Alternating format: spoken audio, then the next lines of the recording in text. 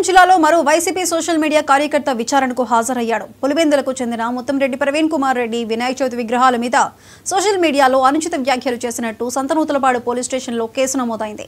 విచారణకు రావాల్సిందిగా నోటీసులు జారీ చేయడంతో తన లాయర్ నగిరికండి శ్రీనివాస్తో హాజరయ్యాడు. సుప్రీంకోర్టు మార్గదర్శకాల ప్రకారం 7 ఏళ్లలోపు శిక్ష పడే అవకాశం ఉన్న కేసులకు 41A నోటీసులు ఇచ్చి స్టేషన్ బెయిల్ మంజూరు చేయాలని కోరినట్టు న్యాయవాది చెప్పారు. ముద్దిరెడ్డి ప్రవీణ్ కుమార్ రెడ్డి సన్ ఆఫ్ వాసుదేవరెడ్డి అనే సోషల్ మీడియా యాక్టివిస్ట్ని, వైసీపీ పార్టీకి సంబంధించిన సోషల్ మీడియా యాక్టివిస్ట్ని అతనికి 41 నోటీస్ ఇవ్వడం కోసం అని చెప్పిన పోలీసు వారు పిలిచి ఉన్నారు విచారణ కోసం. ఆయన మీద ఏంటంటే సంతనూతలపాడు పోలీస్ స్టేషన్లో ఒక క్రైమ్ కట్టారు. అది ఏంటంటే క్రైమ్ యొక్క సారాంశం ఏంటంటే మాకు తెలిసిన దాని ప్రకారం గత ప్రభుత్వంలో గణేష్ మండపాలకు పెట్టుకోవడానికి పర్మిషన్ ఇచ్చేదానికి చలానాలు కట్టించుకుంటారు.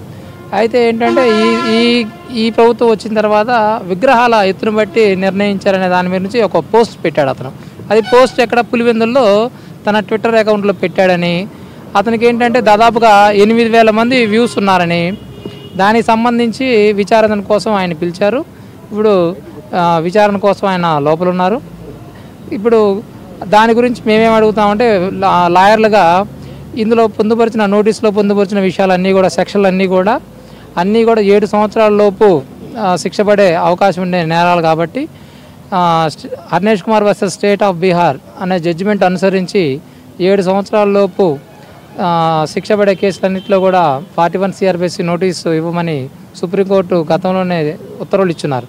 దాన్ని అనుసరించి తనకి స్టేషన్ బెయిల్ ఇవ్వమని చెప్పని మేము రిక్వెస్ట్ చేయడానికి సిఐ గారిని కలిసి విన్నవించుకున్నాము. ఆయన దాని గురించి పరిశీలిస్తామని చెప్పారు.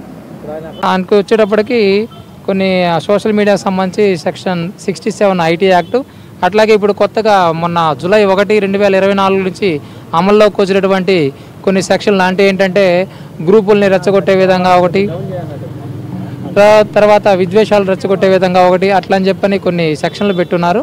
అవన్నీ కూడా ఏంటంటే 7 సంవత్సరాల లోపు శిక్ష పడే సెక్షన్లే అన్నీ కూడా.